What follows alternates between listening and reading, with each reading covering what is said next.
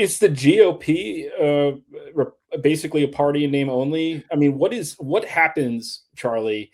No one lives forever, right? No one lives forever. We all will meet our maker someday. What happens in the post-Trump era of the GOP? Is there a GOP anymore without Trump? Well, those are two different questions. Let's start with the GOP and what we know about the GOP right now. And the answer is no, the GOP is not a traditional political party. It's a party in name only.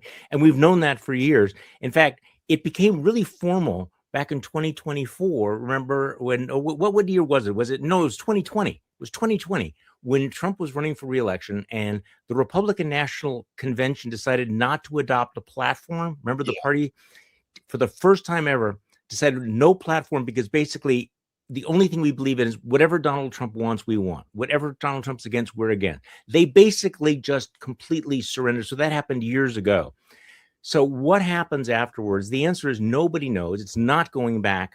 I mean, I will go this way. It's not going back to the old days. We're never going to have a Republican convention that will welcome Mike Pence or Mitt Romney or Paul Ryan. That is just never, ever going to happen. But I think you're already starting to see some of the cracks, the post-Trump cracks between, unfortunately, it's between the right and the super far right, the breakup over Iran. So to the extent that Donald Trump and his personality and his megalomania has been the glue that has held together the Republican Party, at some point, that's going to break apart. And I think there will be a fracturing. I don't think there'll be a return to normal. And by the way, I don't think that's going to happen anytime soon, even after he leaves office. Clearly, he's in the process of creating kind of a permanent MAGA superstructure that I think is going to be influential for some time. And I'm not even really that confident in predicting what he's going to do in 2028. Well, I mean, you spoke before. Right now there's a Secretary of State named Marco Rubio. I recall seeing the Secretary of State discussing his Catholicism, discussing how important it was to him and his family, and everyone has their own beliefs.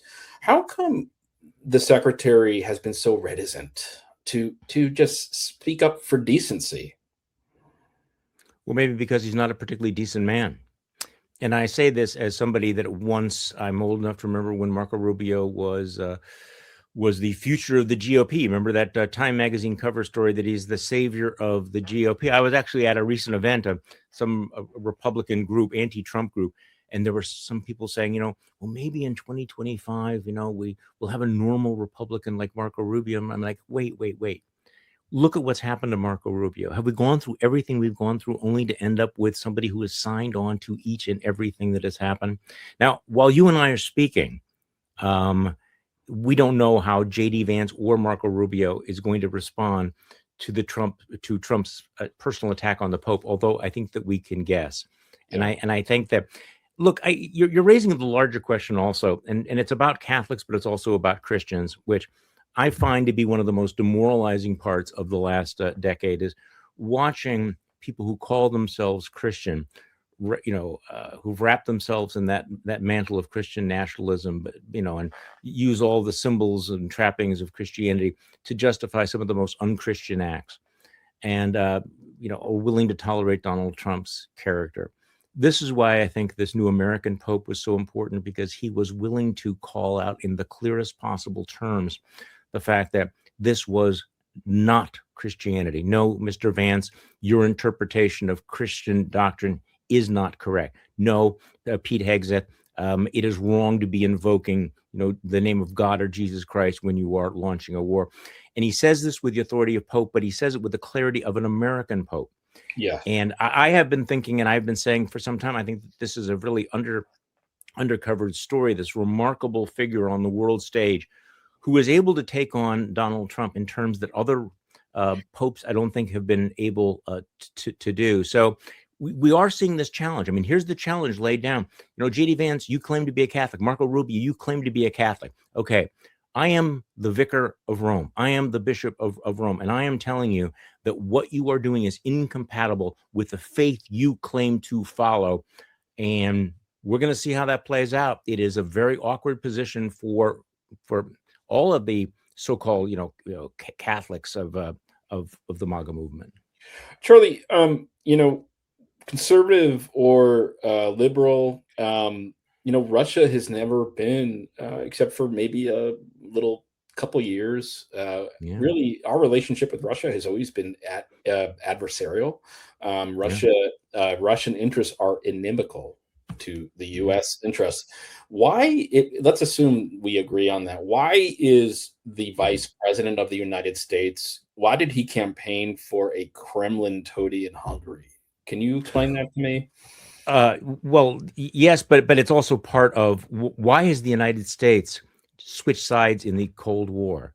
For people who say, well, you can trace all this back to Ronald Reagan would roll over in his grave if he could see how, what Donald Trump has done to American foreign policy. The campaigning for Viktor Orban just seemed like the cherry on the cake that we have seen of Donald Trump turning away from all of the liberal democracies of our allies to embrace authoritarian thugs. You can tell that he's got a real fetish for people like Vladimir Putin, for Viktor Orban, for the other strong men who he has been supporting. The fact that this year he was actually threatening to go to war, attack our NATO allies because he wanted to swallow up Greenland. Now, there are people around here who think, oh, he was just trolling. Don't take him seriously. You should, all that stuff. Well, that was bullshit because the Europeans took it very, very seriously. So we are in a moment where Donald Trump has rejected and repudiated not just sort of the neoconservatives of the Bush era, but the entire bipartisan foreign policy of the United States of America stretching back to World War II. So when you had this moment where Donald Trump is aligned with Vladimir Putin, supporting this autocratic, corrupt thug in Hungary, it's just the latest in what is a very, very consistent pattern. And this is also one of the reasons why I'm saying do not confuse this with some sort of a logical continuity from, well, this was inevitable from Nixon to Reagan to Bush to Some Mitt are saying, Romney, John McCain. No. yeah, some are saying this was his Nixon goes to China, right? By I remember somehow, that. and I've heard people say, well, President Nixon, and again after President Nixon had let's just say, in terms of foreign policy, the former president was successful in peeling away the People's Republic of China from the USSR. That was of great strategic interest for us.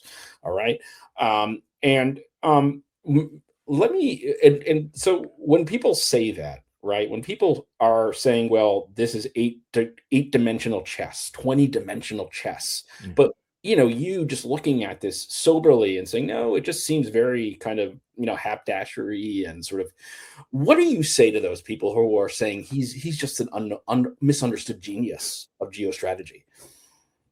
Well, I think those people are telling on themselves because, what is the genius? We're isolated in the world. We don't have a coalition of the willing. He got a wall of no when he asked people to come to his support. Nobody can figure out what the end game is in Iran. We have wars of whim. In terms of political strategy, Vladimir Putin, is going to emerge from this stronger. China is going to emerge from this stronger.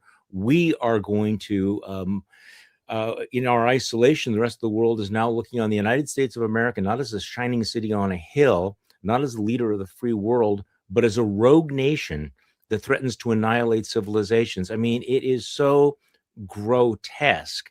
And then this attempt to try to, bolt on some sort of grand strategy. Donald Trump does not know from day to day what he's doing. And I think that what we also realize is that there's been a lot of loose talk about the madman theory and the madman strategy. People ought to recognize that there's a very thin line between the madman theory and just being a madman. And I think we're seeing that play out too.